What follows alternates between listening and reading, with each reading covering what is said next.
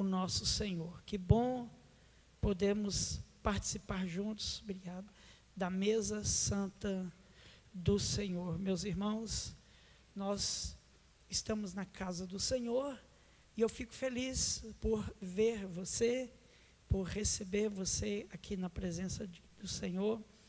E como é bom podemos celebrar juntos a nossa fé, em nome de Jesus. Dá uma olhada na pessoa que está do seu lado aí, olha. Que pessoa linda essa que está do seu lado aí. Ah, marido e mulher não vale, né? É lógico que tu já vai achar lindo, né? Nossa, eu olho daqui para baixo ali, eu vejo a Selma. Uau! Que bom. Privilégio tem quem sobe aqui, irmãos. Quem sobe aqui para ministrar tem um privilégio muito grande de poder ver o semblante da igreja, poder ver a paz de Cristo na vida de vocês, no rosto de cada um. E eu louvo a Deus por esta presença gloriosa de Deus na vida de cada um de vocês. Meus irmãos, eu te convido a abrir comigo a sua Bíblia no texto que foi proposto para que nós pudéssemos refletir nessa noite. Salmo 26, verso 2. Salmo 26, verso 2. Quem puder ficar de pé, para que nós possamos fazer esta leitura, por gentileza.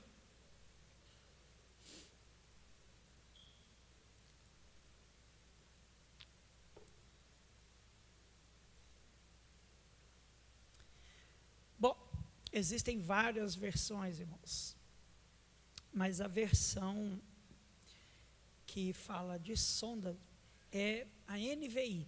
Se alguém tem a versão NVI, tanto a de 2023 quanto a de 21, fala sonda-me. Mas na revista e atualizada, a revista e corrigida, diz examina-me. Eu vou ler nas duas versões. Examina-me, Senhor, e prova-me, sonda-me o coração e os pensamentos. Na NVI diz, sonda-me, Senhor, e prova-me, examina o meu coração e a minha mente. Eles só fazem a troca aqui de palavras, de significados, mas o propósito é o mesmo. Curva a sua cabeça. Graças te damos, Pai, por esse culto abençoado, por cada irmão, cada irmã, meu Pai, que já chegou a esse recinto, e a todas as pessoas que estão aqui, meu Pai, representadas por esses irmãos que estão aqui, representam os familiares. Nós clamamos a Ti, meu Deus amado, por tantas outras pessoas que estão, meu Pai, enfrentando processos de saúde, meu Deus, recuperação, famílias que estão lutando, meu Pai amado, pela vida. Nós oramos agora e te pedimos que o poder do Teu Espírito visita cada família agora. Nos dê a Tua palavra, Pai amado, e nos dê, Senhor, o alimento espiritual. Oramos e consagramos a Ti esse tempo precioso em nome santo de Jesus. Amém? Pode sentar, que Deus te abençoe, em nome de Jesus. Nós estamos orando, irmãos, por alguns propósitos aí. Durante a semana, nós tivemos a semana de oração aqui de madrugada e oramos por várias famílias.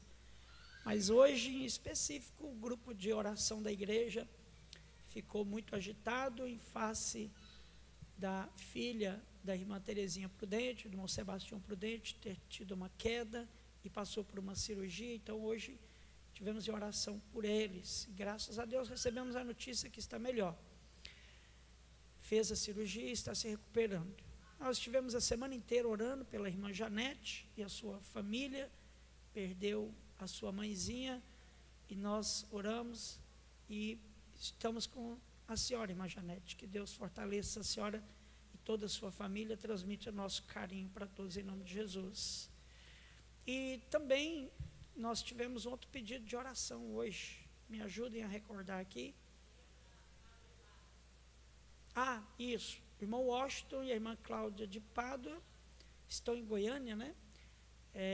uma tia está realmente muito mal no hospital, nós passamos o dia orando por eles.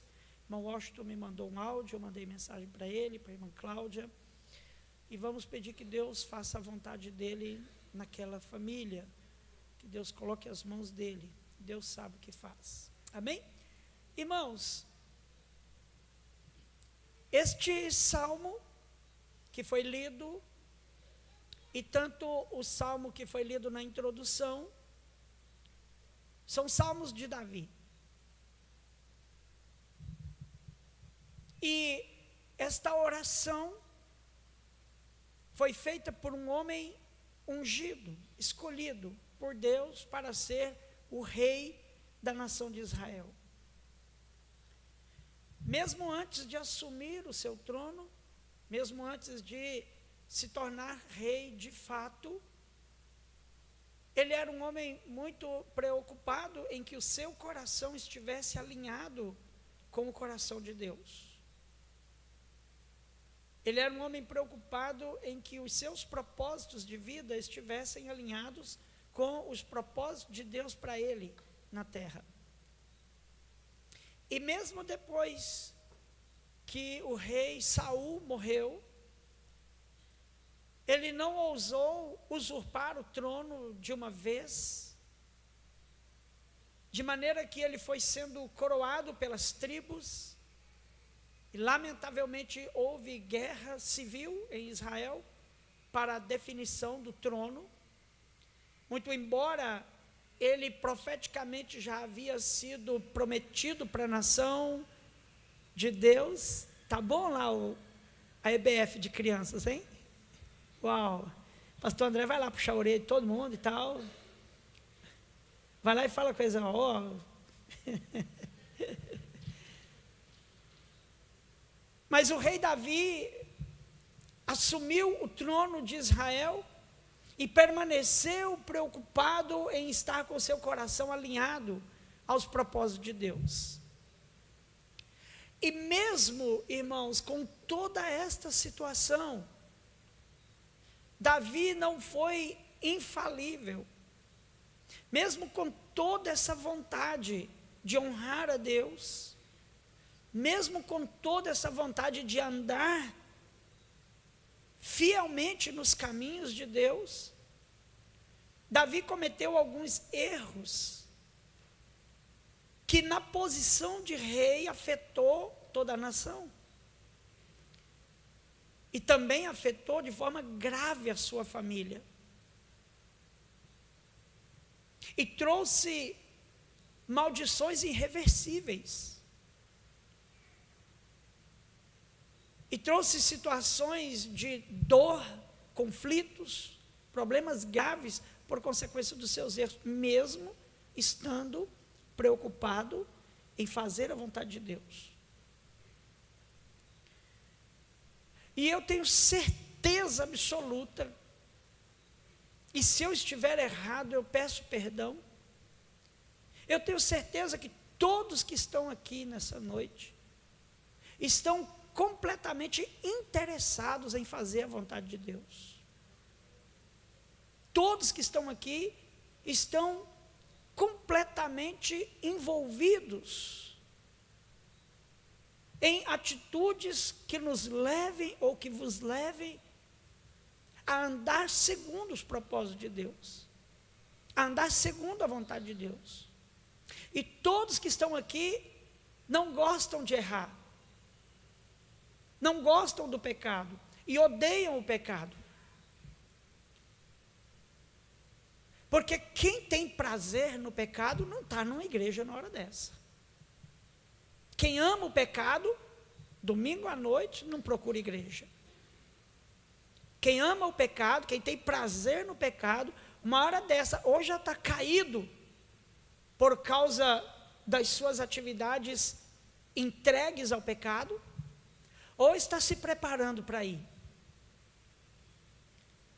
Mas quem ama a Deus, quem está inteiramente voltado e com o desejo de fazer a vontade de Deus, não só procura Deus num domingo à noite, uma igreja para congregar, como também preocupa durante toda a semana andar no alinhamento da palavra.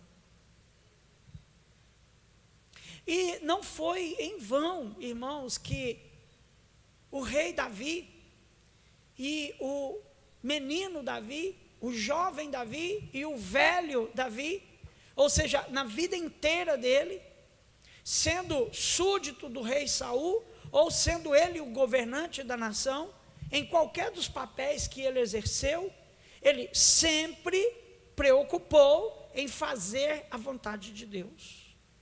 Mas ele, conforme falamos, não foi infalível. Ele cometeu erros graves. E muitas das vezes, esses erros nasciam de situações não previsíveis.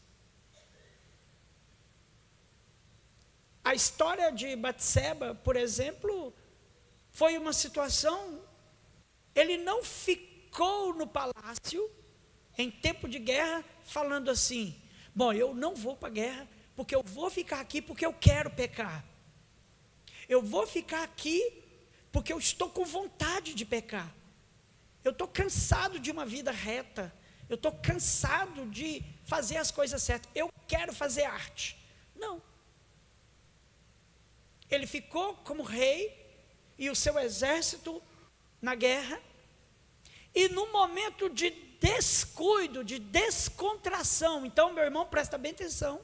No momento de descontração, ele sai para caminhar na varanda do seu palácio e os seus olhos veem, da posição privilegiada dele, uma linda mulher tomando banho, desprovida de roupa. E os seus olhos prenderam nela e o seu coração também. E aí surgiu toda a história. De maneira, meu irmão, minha irmã, que existia no coração dele coisas que ele não estava preparado para lidar. E o fato de ser rei poderoso, ordenou que buscassem e trouxeram Batseba.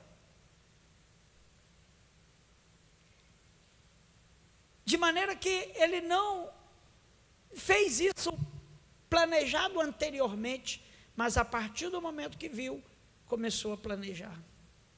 E depois só foi piorando. E, meus irmãos, quando ele clama aqui no Salmo 26 e no Salmo 139 que foi lido, ele olha para dentro de si e ele meio que diz para Deus e para mim e para você assim: Senhor, tu me conheces, tu sabes que eu não sou confiável, tu me conheces, Senhor, tu sabes que mesmo eu querendo andar no teu caminho, eu sou fraco e vacilante, eu posso errar. Então, Senhor, sonda-me, prova-me, examina o meu coração e a minha mente. Aqui ele coloca o seu coração e a sua mente completamente à disposição de Deus, para que Deus fizesse uma análise profunda no ser, no homem Davi. E o salmo que foi lido mostra, mais ainda de uma forma profunda, como ele clama a Deus, que Deus faça uma checagem geral na sua vida, vê se há em mim algum caminho mau.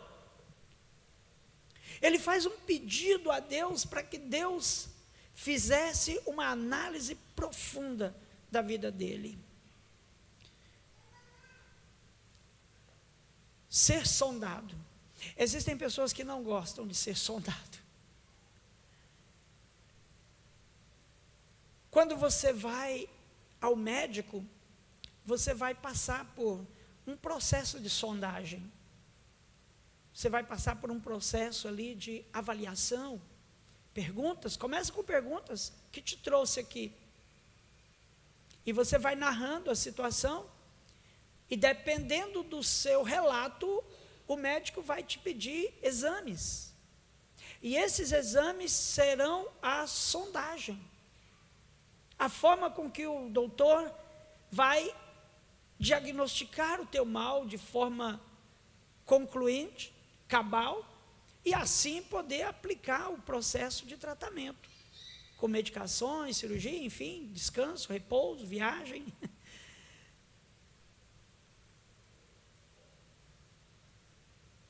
Um profissional na área de construção, quando recebe a incumbência de construir uma casa, antes de começar a construção da casa, ele precisa fazer uma sondagem do solo, para ver que tipo de fundação precisa ser lançado naquele solo. Se aquele solo é arenoso, irmão Joaquim, então é um tipo de fundamento, de fundação. Se aquele solo foi pantanoso, então muitas das vezes é até reprovado.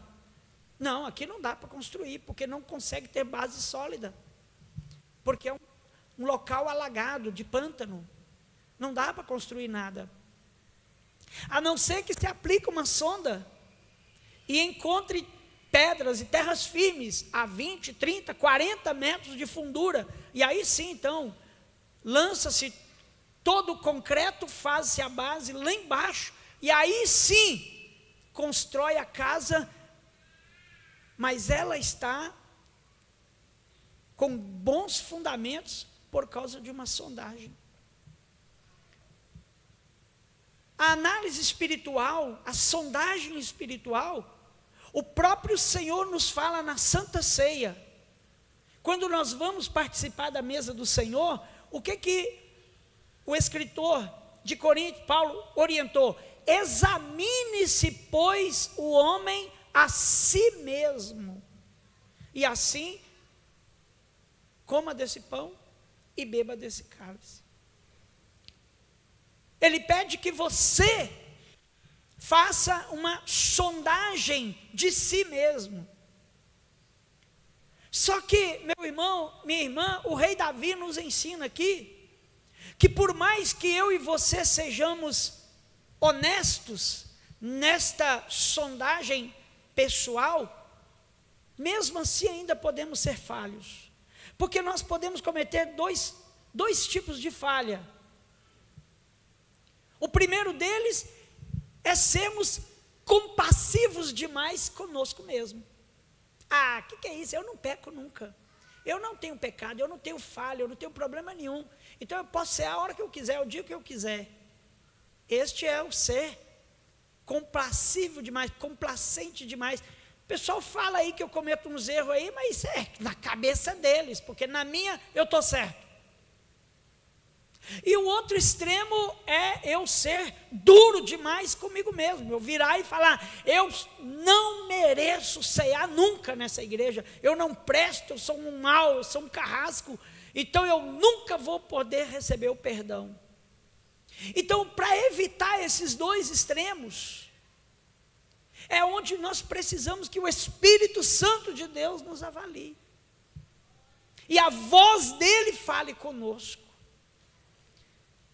e o próprio Espírito Santo nos ajude nessa avaliação, para que eu não seja complacente demais comigo mesmo, e permaneça me enganando a mim mesmo, ou para que eu não seja severo demais comigo mesmo, e fica me autopunindo quando eu já tenho condições de estar em comunhão com o Senhor. E é o Espírito Santo que faz essa sondagem. Existe uma outra forma de sermos sondados. É quando buscamos uma opinião de pessoas idôneas, pessoas responsáveis, pessoas capazes de nos ajudar. É nessas horas que é muito bom você ter um pastor sobre a sua vida. E é necessário que o seu pastor também se submeta a uma situação de sondagem. Porque como nós vimos aqui, o rei Davi, ungido por Deus, querendo fazer a vontade de Deus, cometia erros. Então significa que um pastor também pode cometer erros. E por consequência desta possibilidade, ele precisa estar sempre suscetível à sondagem.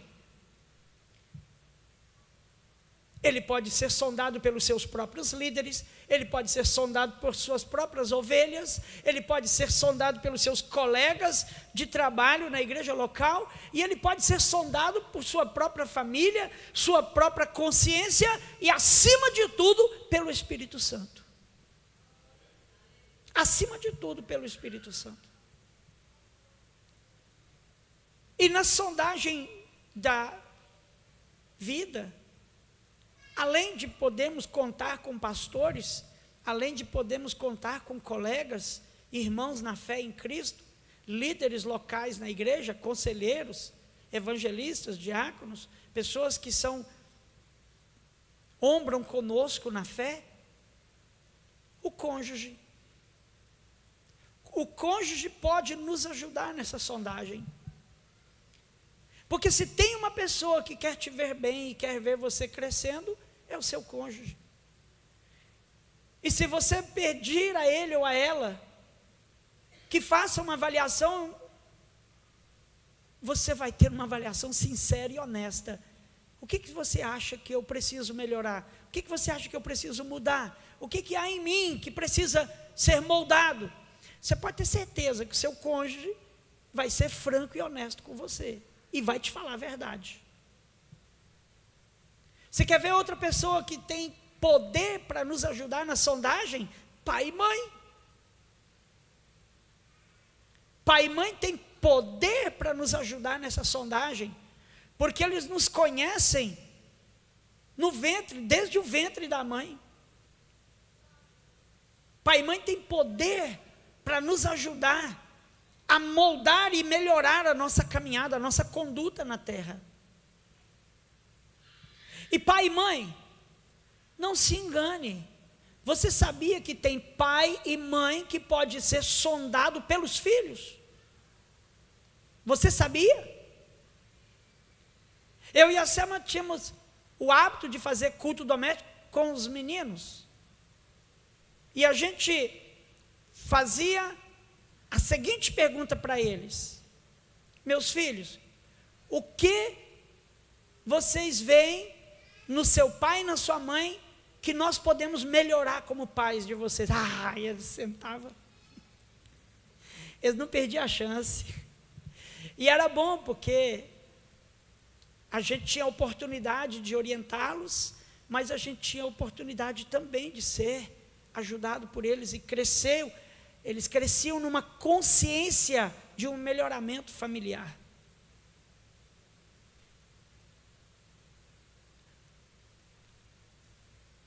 Pai e mãe que está aqui, senta com seu filho e pergunta para ele: o que eu preciso melhorar como pai? Mãe, vira para o seu filho e pergunta para ele: o que eu preciso melhorar como mãe? Vai te passar uma relação. Vai aproveitar e pedir os presentinhos de fim de ano e tudo mais.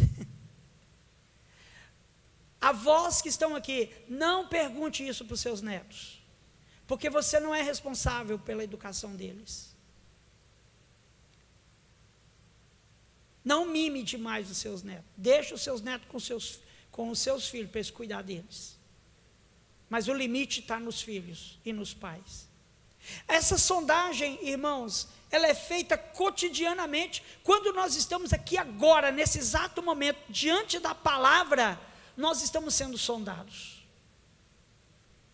Toda vez que você vem a um culto de ensinamento bíblico, toda vez que você vem numa escola bíblica dominical, num culto de quarta-feira que tem ensinamento da palavra, ou nesse exato momento que temos a pregação da palavra, você está submetendo o seu coração e a mente a uma sondagem da palavra. A palavra está te sondando nesse momento, a palavra está te moldando nesse momento, e você está permitindo que a palavra de Deus te diga coisas que você precisa ouvir. É esse processo de sondagem que nos ajuda. Mas, meu irmão, minha irmã, não se engane. O momento que você precisa da real presença e sondagem do Espírito de Deus é no momento da distração. É no momento que você não está em um ambiente de culto. É um momento em que você, muitas das vezes, não tem o seu pastor do seu lado. Não tem um irmão de fé do seu lado para te ajudar. E muitas das vezes, nem o seu cônjuge está perto. Nem o seu filho está perto. Na maioria das vezes, quando nós mais precisamos ser sondados, é no momento da solidão, no momento que estamos só. Esse é o momento em que nós, por não termos ninguém perto, então a gente relaxa. Eu lembro uma vez que nós estávamos numa vigília de oração. Não era bem uma vigília, era um programa de oração. E eu estava nessa vigília, nesse programa de oração. Irmãos, pensa num cansaço físico. Eu tinha trabalhado o dia todo. E eu fui por obediência. Mas eu estava estourado, pastor André. Sabe aquele negócio de corpo presente, mas a mente estava lá na minha cama, lá no meu edredom, lá. E eu estava lá. E aí, irmão Joaquim, tinha um avivalista na igreja lá, que ele passava assim, ó. Ele passava assim, ó, olha Deus, não sei o que e tal, não sei o que. Por onde ele passava, todo mundo ficava animado. E orava mesmo. E aí ele ia rodeando a igreja, e a gente percebia que por onde ele passava, o fogo pegava. Mas bastava ele ausentar, o fogo apagava aqui e pegava lá onde ele estava. Aí quando ele vinha para cá, os irmãos daqui começavam a orar e ficava até mais fervoroso. Aí quando ele vinha para cá, os de lá apagavam e os daqui ficavam acordados. Então fica parecendo, sabe o quê? Que a gente precisa de ter pessoas que nos estimulam a buscar a Deus perto da gente. Porque se não tiver, a gente relaxa.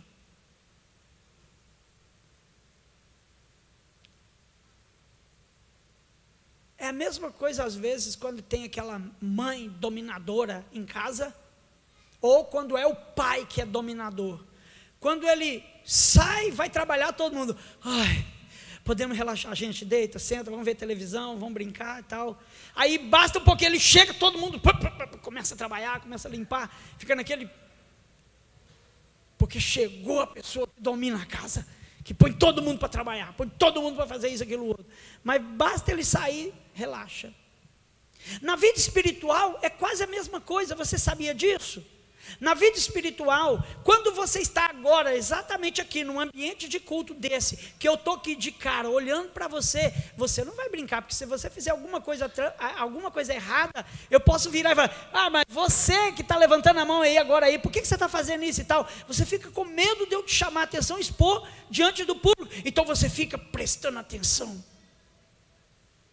E até mesmo se você fizer alguma coisa, como ficar mexendo no celular, coisas desse tipo, pessoas que estão próximas a você vão te pedir mais atenção. Então, dentro de um ambiente como esse, você fica formal. E quando a gente está fora? Dentro de um ambiente desse, a gente vigia as palavras. E quando a gente está fora?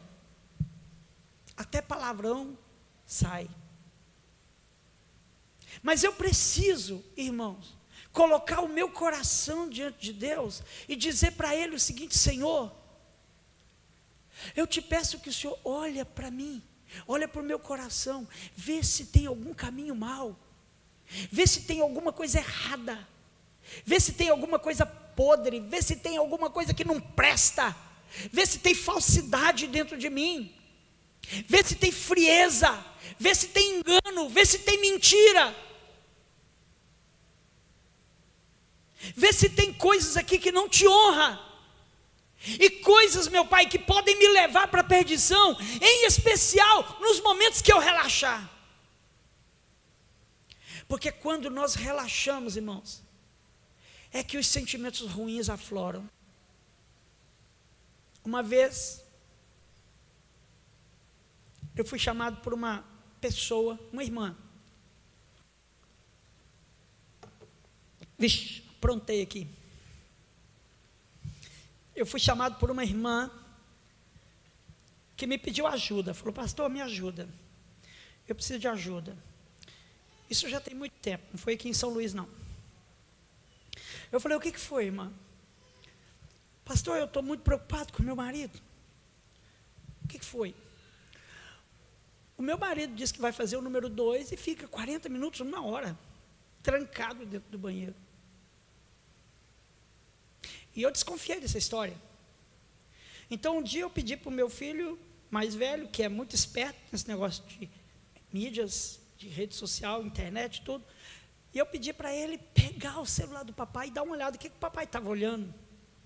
E ele viu, pastor, o meu marido está viciado em vídeo pornô dentro do banheiro.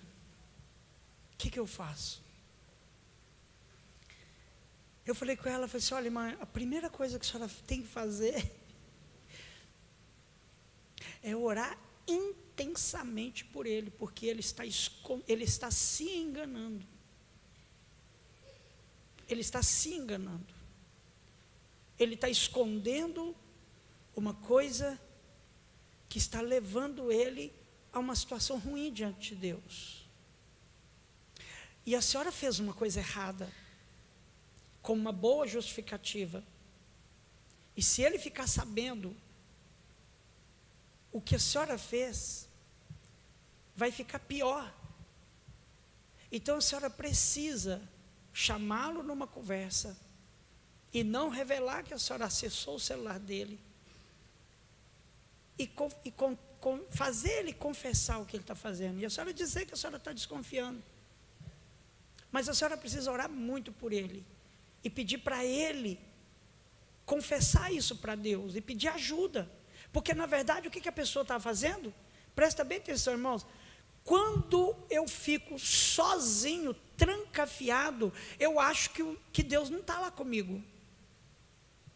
Quando a pessoa faz isso, ele pensa assim, minha esposa não está vendo, meu pastor não está vendo, os líderes lá da igreja não estão vendo, meu patrão não está vendo, meu filho não está vendo, minha irmã não está vendo, meu pai não está vendo, minha mãe não está vendo, sociedade não está vendo, ninguém está vendo. Então eu posso pecar aqui o tanto que eu quiser. Bom, em primeiro lugar, meus irmãos, o Espírito Santo de Deus vai conosco em qualquer lugar, até no banheiro. Até no banheiro. E Ele sabe o que nós estamos fazendo. E outra coisa, irmãos, tudo que nós mexemos aqui, a gente deixa rastro, não tem jeito. A gente deixa rastro. Uma hora ou outra, alguém, mesmo que não seja um familiar, um hacker, pode encontrar o que eu ando fazendo. E aí a minha moral, diante de Deus, das pessoas, da sociedade, vai embora, porque eu não entreguei o meu coração no altar do Senhor e pedi para Ele, vê se há em mim algum caminho mau, e tira isso de mim, Senhor, limpa a minha vida, limpa os meus caminhos. Eu posso enganar, irmãos, a igreja inteira, eu posso enganar minha esposa, eu posso enganar meus colegas, meus liderados, eu posso enganar todo mundo, mas eu não engano o Espírito Santo de Deus, eu não engano a Deus, irmãos, eu não engano a Deus. Eu posso enganar todo mundo, mas eu não engano a Deus. E outra coisa, que vida é essa? De eu querer viver uma vida aparente, e lá por dentro de mim, eu estou morrendo, e eu não tomo atitude para resolver isso. E no final das contas, eu vivo uma vida aparente aqui na terra, e quando chegar o momento da salvação, eu vou para a condenação, porque eu nunca permiti ser moldado, tratado verdadeiramente. Eu posso ser um ator e fingir para vocês que eu sou santo, que eu sou espiritual, que eu sou de oração, que eu sou um homem íntegro. Eu posso fazer isso, eu posso fazer um papel, eu posso criar um personagem e viver esse personagem. Mas Deus sabe verdadeiramente quem eu sou.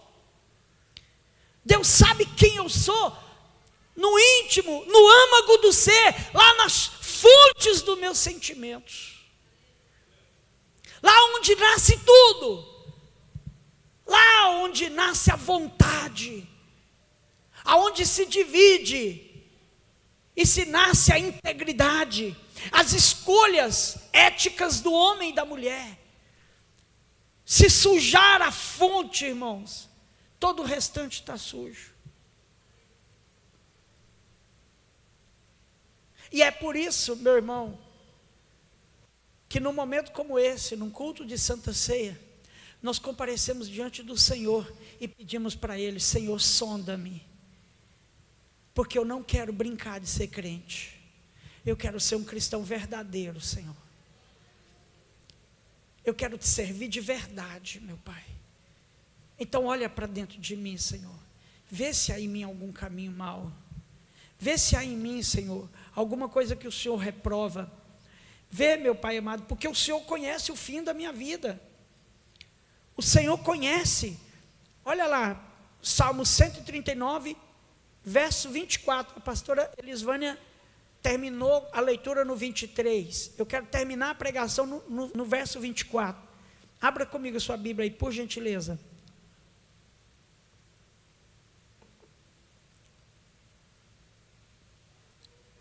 Salmo 139, verso 24.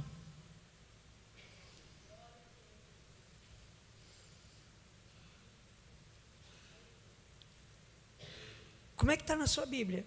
Na minha está assim, olha, vê se há em mim algum caminho mau, e guia-me pelo caminho eterno, Senhor. Que oração, irmãos, que oração maravilhosa, que oração forte, que oração verdadeira. Ele pede para Deus, porque os olhos de Deus vê a verdade em mim, Ele vê o âmago do meu ser, Ele sabe quem eu sou na essência. Então eu estou pedindo para Ele: Pai, vê se há em mim algum caminho mau, vê se eu estou corrompido por alguma semente de pecado que vai me tirar da Tua presença, que vai extinguir o Teu Espírito. Vê se há em mim, Senhor, e se tiver, arranca, tira de mim, Senhor, tudo que não te honra, tudo que não presta, tira de mim, Senhor. Você é capaz de fazer esse pedido para Deus e permitir que Ele tire? E permitir que Ele tire? Muitas das vezes, irmãos, nós não permitimos.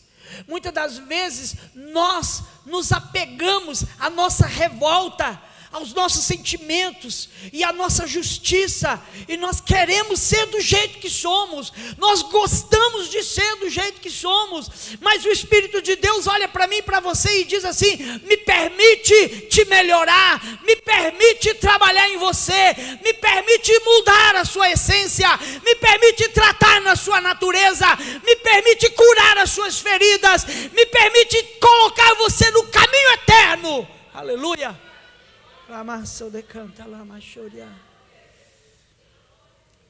E ele conclui o salmo dizendo assim: guia-me pelo caminho eterno. Eu não quero andar no caminho da perdição, Pai. Eu não quero andar no caminho do engano, Senhor. Eu não quero andar no caminho da mentira, Senhor. Eu não quero enganar minha esposa, eu não quero enganar meus filhos, eu não quero enganar minha igreja, eu não quero enganar os meus líderes, eu não quero enganar o Senhor, a minha cidade. Eu quero ser guiado no caminho eterno. Aleluia, aleluia, aleluia. Quando nós permitimos, irmãos, então se prepare, porque Deus vai fazer. Sabe como é que Deus faz para te tratar? Sabe como é que Deus faz? A própria palavra de Deus diz para nós, irmãos, que ferro se malha com... Vocês não conhecem esse ditado, não? Ferro se malha com... Isso é ditado de ferreiro. Ferro se malha com ferro. Tem nenhum ferreiro aqui, não? Ninguém aqui nunca trabalhou com bigorna, com fornalha? Eu já trabalhei. Você vai amolar uma picareta, você vai amolar um ponteiro, uma talhadeira. Primeira coisa que você faz é meter na brasa. Põe a ferramenta no fogo, até ela ficar vermelhinha. E aí você vai tirar, com a mão você põe, mas para tirar você não tira mais com a mão. Você vai pegar uma tesoura de ferro e prender aquela ferramenta e colocar em cima da bigorna, que é outra barra de ferro. E pegar a marreta e pim, pim, pim. A marreta é ferro. Então, ferro se afia com ferro. E gente se afia com o quê? Com gente. Sabe quem que o Espírito Santo vai usar para confrontar o seu caminho errado? Pessoas. E muitas das vezes a pessoa está do seu lado. Se você abrir seu coração para Deus e falar, Senhor, permite eu ser moldado. Então você vai começar a ouvir o seu cônjuge te chamar a atenção a semana inteira. Você vai ver o seu colega de ministério puxando a sua orelha direto. E sabe aquela situação que você acha irritante alguém ficar te chamando a atenção? Ao invés de você se irritar com essa situação, presta atenção no que está sendo falado. Porque às vezes é Deus que está usando essa pessoa para falar isso com você. Eu vou repetir, para que você tenha discernimento quando acontecer. Se Deus usar um policial para te chamar a atenção, se Deus usar um médico para te chamar a atenção, se Deus usar um pastor para te chamar a atenção, se Deus usar o seu professor, a sua professora, se Deus usar o seu pai, a sua mãe, o seu cônjuge, o seu irmão, o seu filho, o seu colega de trabalho, o seu patrão, se Deus usar uma pessoa para te exortar, não se irrite com a pessoa.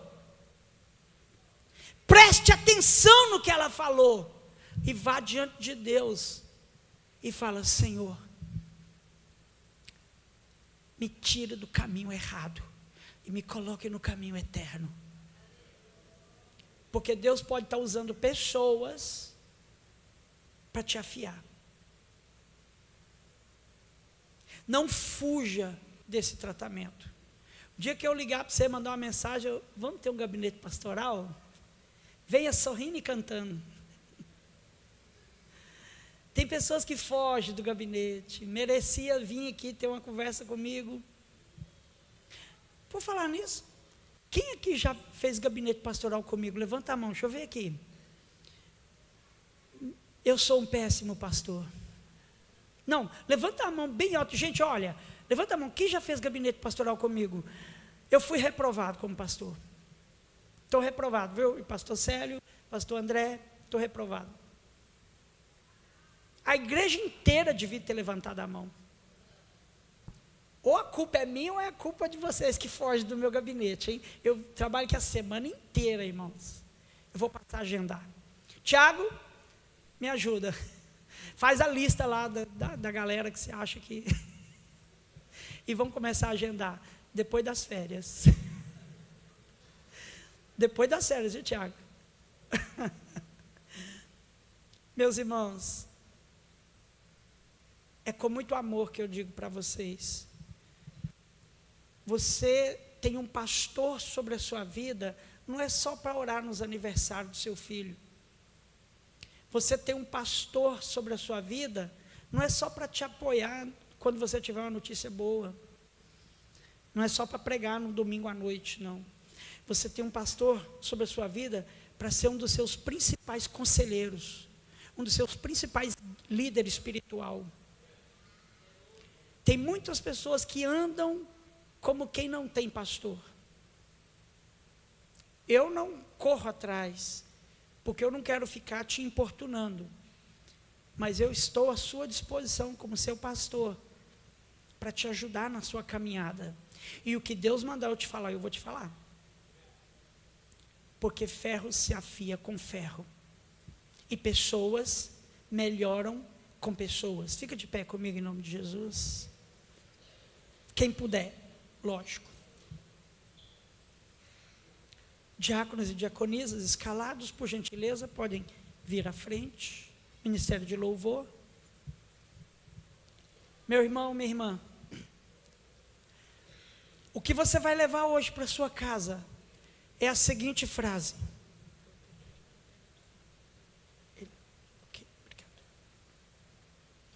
O que você vai levar hoje para sua casa é: sonda-me, Senhor, vê se há em mim algum caminho mau e guia-me pelo caminho eterno. Você é capaz de fazer essa oração? Curva sua cabeça, então. Vamos pedir ao Espírito Santo que possa sondar nossas vidas. Ó Senhor, nós estamos diante de Ti, diante desta palavra que nos leva, Pai, a clamar e pedir um autoexame, ou um exame do Senhor em nossas vidas, nos ensinando a fazer autoexame. Eu sei, meu Deus, que existem momentos da nossa vida que nós fugimos o máximo que podemos de situações de exame, de análise, de julgamento, de correção. Mas nós sabemos, Pai, que são estas situações que nos levam mais além, que nos colocam no caminho certo e que nos fortalece, Pai. Eu, como pastor desta igreja, Pai, e também toda esta igreja diante do Senhor, clamamos a Ti nessa noite. Sonda-nos, meu Pai. Conheces o nosso coração. Examina os nossos sentimentos, a nossa mente, Pai. E vê se há algum engano em nós. Vê se há alguma mentira. Vê se existe alguma falsidade, alguma perversidade. Vê se existe ódio. Vê se existe algum sentimento que não te honra, Pai. Vê, Senhor, se existe dentro de nós situações, meu Pai, que nos afastam de Ti. Porque nós não queremos mentir para nós mesmos, fingindo uma religiosidade, mas estamos distantes do Senhor. Olha, meu Pai querido, para a nossa vida.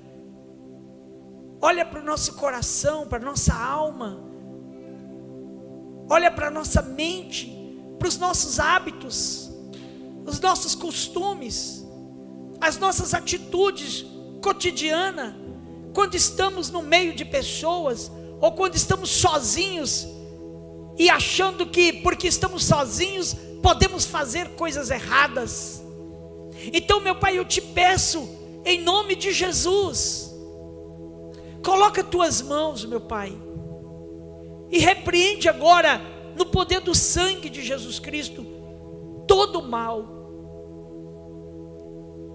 Que o Senhor possa usar nossas esposas, nossos esposos, pais, mães, irmãos, filhos, pastores, colegas de ministério, patrão, policial, médico, quem o Senhor quiser, Pai, para nos corrigir, Senhor, e nos dê discernimento espiritual, para que no momento da correção possamos parar para raciocinar, Pai.